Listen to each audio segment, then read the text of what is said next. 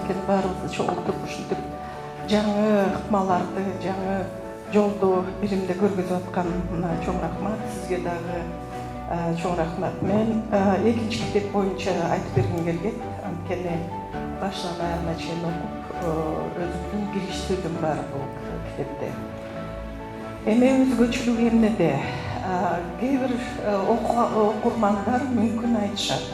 Кенже урактан баштап мектеп турагына креативдүү, таланттуу жана жөндөмдүү балдарды окутуп үйрөтүүгө негизги 20 принцип. Эмне үчүн только таланттуу балдар деп?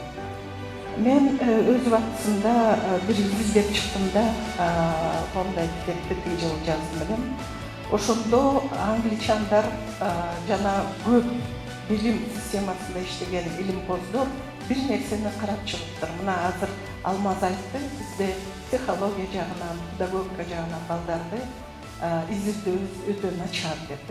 Когнитивдик болобу же кандай бир башка проблемалар болобу же аксиологиялык жагынан болобу, бизде бул нерсе начар болуп атат. Мен оюмча Арабаев университети дагы муну өзүнө кабыл алыш керек. Ошондо мындай бир нерсе чыкканда, урматтуу катышуучулар, көп жылдык продленный, лонгатипный бир изилдөө жасалыптыр да педагогикада. Ошондо 3 жаштан 5 жашка чейин креативдүү тесттерди бергенде 98% бала креативдигин көргөзүптүр. 3-төн 5-ке чейинки балдар. Андан кийин 5 жылдан кийин мектепке баргандан кийин ошо эле балдар аны психологияда, педагогикада өзүңөр билесиңер, экспериментальная группа, контрольная группа деп коет. Жок, ошол эле группа изилдеп көрсө, ошол креативдиги 50% болуп калыптыр. Ошол эле балдардан. Ал эми дагы 5 жылдан кийин карап көрсө, ал жерде 10% креативдүү болуп калыптыр. Ал эми ал бүткөндөн кийин бизде адамдардан сурап көрсө, арабыздан 2% болуп калыптыр креативдүү. Ошондуктан балдарыбыз баары тең креативдүү. Дивергенттүү, өзгөчө креативдүү болбосо дагы дивергенттүү деп коет. Анткени дивергенция деген нерсе бул балага бир нерсени берсе, тестти берип койсо, ал биз ойлогондой 2 болот дегенде эмес, 2-ге 2-ни кошсо, же болбосо 1-ди 1-ге кошсо 2 болот дегенде эмес. Мен бир нерсени айтып коеюн. Мен кызым бир кичинекейинде 1-ди 1-де кошсо канча болот десе 3 деп айткан. Сиздин кызыңызга окшош. Эмне үчүн 3 десе? Вы когда поженились, вас было 2, а потом появилась я, значит 3. Деп мына креативдүү мышление деген ошол. 1-ди 1-ге кошсо эмнегедир 3 болуп калат. Анан бул билесиңерби? Албетте Алмаз айтты, совет доорунда изилдеген эмес деп. Мен коммунист эле болгом, бирок совет доорун 2 кол менен же 2 буту менен колдой албайм.